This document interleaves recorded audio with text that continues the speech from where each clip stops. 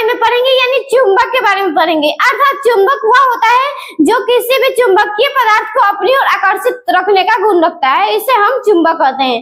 यानी चुंबक जो होता है किसी भी चुंबकीय पदार्थ को अपनी ओर आकर्षित करता है। जैसे में लोहा, यानी लोहा जो होता है एक चुंबकीय पदार्थ होता है और ये चुंबक इससे आकर्षित करता है। उसके बाद कोबाल्ट हो जाएगा हमारा, निकल हो जाएगा, इत्यादि। तो सबसे पहले हम जानेंगे यानी मैग्नेट के बारे में जानेंगे। तो सबसे पहले मैग्नेट जो होता है ये किसी भी यानी चुंबकीय पदार्थ को आकर्षित करता है। उसके बाद जानेंगे सबसे पहले चुंबक में दो ध्रुव होते हैं, यानी जो चुंबक होता है उसमें एक ध्रुव होता है और ध्रुव जो होता है ये चुंबक का वह पार्ट होता है जहाँ चुंबकीय पदार्थ बहुत ही ज्यादा लगता है। और ये सबसे ध्रुव जो होता है यहाँ पे चुंबकीय गुण जो होता है बहुत ज्यादा लगता है।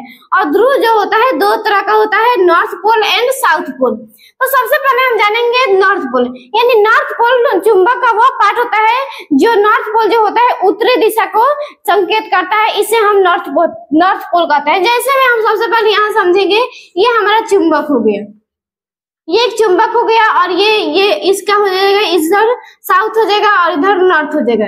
और इसमें ये अर्थात चुंबक जो होता है ये नॉर्थ पोल इधर मतलब अर्थात नॉर्थ पोल जो होता है इधर संकेत करता है और साउथ पोल जो होता है इधर संकेत करता है। तो ये हमारा हो गया नॉर्थ पोल और साउथ पोल। उसके बाद हम जानेंगे चुंबकीय एवं अनुचुंबकीय पदार्थ। तो सबसे पहले जानेंगे चुंबकीय पदार्थ वह होता है जो किसी भी यानी चुंबकीय पदार्थ को आकर्षित रखने का गुण करता है। यानी ये चुंबकीय पदार्थ जो होता है चुंबकीय पदार्थ को अपनी ओर आकर्षित करता है, इसे हम चुंबकीय पदार्थ कहते हैं। उसके बाद जानेंगे चुंबकीय पदार्थ का एग्जाम्पल, जैसे लोहा हो जाएगा हमारा, निकल हो जाएगा, कोबाल्ट हो जाएगा, इत्यादि। उसके बाद जानेंगे अनुचुंबकीय पदार्थ, यानी अनुचुंबकीय पदार्थ जो होता है ये वैसा पदार्थ होता है जो अपनी ओर आकर्षित नहीं करता है, यानी चुंबकीय पदार्थ नहीं होता है, यानी जैसे में हो जाएगा हमारा लकड़ी, रबर, कांच, इत्यादि। और ये जो अनुचुंबकीय पदार्थ जो होता है ये अपनी ओर आकर्षित करने का गुण नहीं रखता है, इसलिए इसे हम अनुचुंबकीय गुण कहते हैं।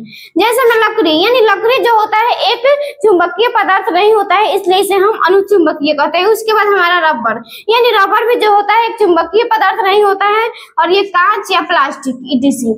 और ये लोहा, निकल और कोबाल्ट, इत्यादि जो होता है ये चुंबकीय पदार्थ होता है जिससे यह चुंबक की ओर आकर्षित होता है। इसके बाद जानेंगे हम चुंबकीय अक्ष यानी मैग्नेटिक एक्सिस, यानी चुंबकीय अक्ष जो होता है ये चुंबक के दोनों ध्रुव को मिलाने वाली रेखाखंड को हम चुंबकीय अक्ष कहते हैं। जैसे में यहाँ पे हमारा ये एक चुंबक है और ये साउथ पोल, ये नॉर्थ पोल, अर्थात ये दोनों को मिलाने वाली रेखाखंड जो होती है इसे हम चुंबकीय अक्ष कहते हैं।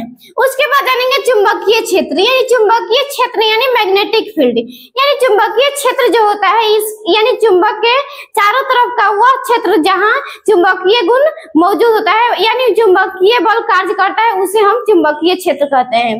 जैसे में यहाँ पे देखेंगे सबसे पहले मैग्नेटिक फील्ड लाइन्स, यानी मैग्नेटिक फील्ड लाइन्स यानी चुंबकीय क्षेत्र रेखाएं, यानी चुंबकीय क्षेत्र रेखाएं वह रेखा होती है जो यहाँ पे अर्थात यहाँ पे सबसे पहले यहाँ पे समझेंगे कि एक साउथ पोल है और ये नॉर्थ पोल है। अर्थात ये चुंबकीय क्षेत्र रेखाएं जो होती है नॉर्थ पोल से निकलकर साउथ पोल की ओर, यानी ये साउथ पोल की ओर जाती है और ये चुंबक के ध्रुव से होते हुए यहाँ पर फिर यहीं पे पहुंच जाती है, यानी फिर यानी उत्तरी ध्रुव पर ही पहुंच जाती है, इसलिए इसे हम चुंबकीय क्षेत्र रेखाएं कहते हैं। जैसे भी यहाँ पे देखेंगे चुंबकीय क्षेत्र ये नॉर्थ से निकलती है और यहाँ पे ये यहीं पे फिर से यहाँ पे आ जाती है। अर्थात ये चुंबकीय क्षेत्र रेखाएं जो होती है एक बंद लूप का निर्माण करती है, अर्थात ये जहां से निकलती है वहीं पे फिर से पहुंच जाती है। अर्थात यहाँ से निकली और फिर यहाँ से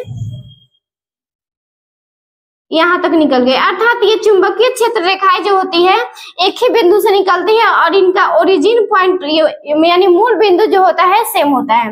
उसके बाद जानेंगे कि इन रेखाओं की निम्नलिखित विशेषताएं होती है। तो सबसे पहले विशेषताएं में जानेंगे कि सबसे पहले जानेंगे विद्युतीय क्षेत्र रेखाएं जो होती है समान होती है। अर्थात यहाँ पे विद्युतीय क्षेत्र रेखाएं जो होती है ये हमेशा समान होती है, अर्थात इधर से भी ये इधर से भी, अर्थात ये चुंबकीय क्षेत्र रेखाएं जो होती है इधर से ही निकलती है, यानी नॉर्थ पोल से यानी उत्तरी ध्रुव से।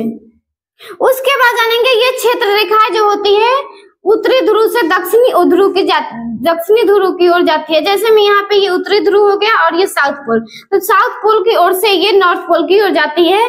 तो यहाँ पे ये हमारा इसकी विशेषताएं होगी। उसके बाद जानेंगे ये रेखाएं जो होती है ऋणावेशित होती हैं, क्योंकि इन रेखाओं में जो होता है इलेक्ट्रॉन का प्रवाह होता है, इसलिए इसे हम ऋणावेशित रेखाएं कहते हैं।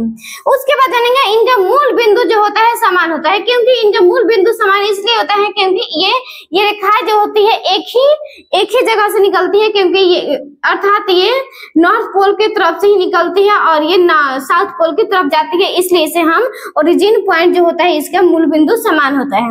उसके बाद जानेंगे ये दूसरे को प्रतिच्छेदित नहीं करती है, अर्थात ये रेखाएं जो होती है अर्थात चुंबकीय क्षेत्र रेखाएं जो होती है एक दूसरे को प्रतिच्छेदित नहीं करती है, क्योंकि ये जो होती है एक लूप का निर्माण करती है, यानी एक बंद रेखाएं निर्माण करती है। चुंबकीय क्षेत्र रेखाएं जो होती है ये अर्थात यहाँ पे चुंबकीय क्षेत्र रेखाएं जाती है प्रतिच्छेदित नहीं करती है। जैसे में यहाँ पे हमारा नॉर्थ हो गया और ये साउथ हो गया, तो यहाँ से नॉर्थ से निकलती है और यहाँ पे फिर साउथ के पास जाती है और फिर यहाँ पे आ जाती है। उसके बाद यहाँ पे अगर नीचे से निकलती है तो नॉर्थ से इधर से निकलती है और फिर यहाँ पे साउथ पर और नॉर्थ पर फिर पहुंच जाती है। तो ये जो होती है एक दूसरे को प्रतिच्छेदित नहीं करती है, क्योंकि यहाँ पे ये दोनों भी कटा भी नहीं है। उसके बाद जानेंगे कि इनके नजदीकी प्रबल आकर्षण बल कार्य करता है, अर्थात ये चुंबकीय क्षेत्र रेखाएं जो होती है और इनका ध्रुव जो होता है इनके पास चुंबकीय बल जो होता है बहुत ही तेजी से कार्य करता है। उसके बाद जानेंगे ये एक दूसरे को विकर्षित करती है, अर्थात ये इनका जो गुण होता है समान होता है, इसलिए एक दूसरे को विकर्षित करती है यानी रिपल्सन करती है। इसके बाद जानेंगे हम नेचुरल मैग्नेट और इलेक्ट्रोमैग्नेट। तो सबसे पहले हम समझेंगे नेचुरल मैग्नेट, यानी नेचुरल मैग्नेट जो होता है ये वैसा चुंबक होता है जो हमेशा कायम रखता है, यानी अपने चुंबकीय गुण को हमेशा कायम रखता है, इसलिए इसे हम मैग्नेट यानी नेचुरल मैग्नेट कहते हैं। तो उसके बाद जानेंगे इलेक्ट्रोमैग्नेट, यानी इलेक्ट्रोमैग्नेट जो होता है अपने चुंबकीय गुण को उसी समय तक कायम रखता है जितने समय तक उसमें विद्युत धारा प्रवाहित होती है, यानी इसमें जब अर्थात ये हमारा हो गया एक इलेक्ट्रोमैग्नेट। और इलेक्ट्रोमैग्नेट अर्थात इसमें जितना ही देर तक चुंबकीय कार्य करेगा यानी चुंबकीय गुण कार्य करेगा जितना देर हम इसमें विद्युत धारा प्रवाहित करेंगे, यानी इसमें हम विद्युत धारा प्रवाहित करेंगे। अर्थात नेचुरल मैग्नेट जो होता है एक अस्थायी चुंबक होता है और ये इलेक्ट्रोमैग्नेट जो होता है अस्थायी होता है।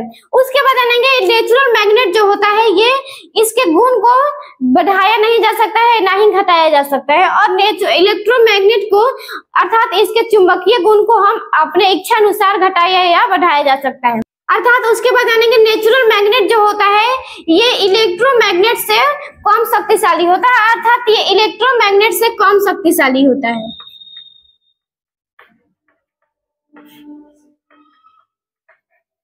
उसके बाद जानेंगे इलेक्ट्रोमैग्नेट जो होता है ये नेचुरल मैग्नेट के अपेक्षाकृत ये बहुत ज्यादा शक्तिशाली होता है, अर्थात ये ज्यादा शक्तिशाली होता है।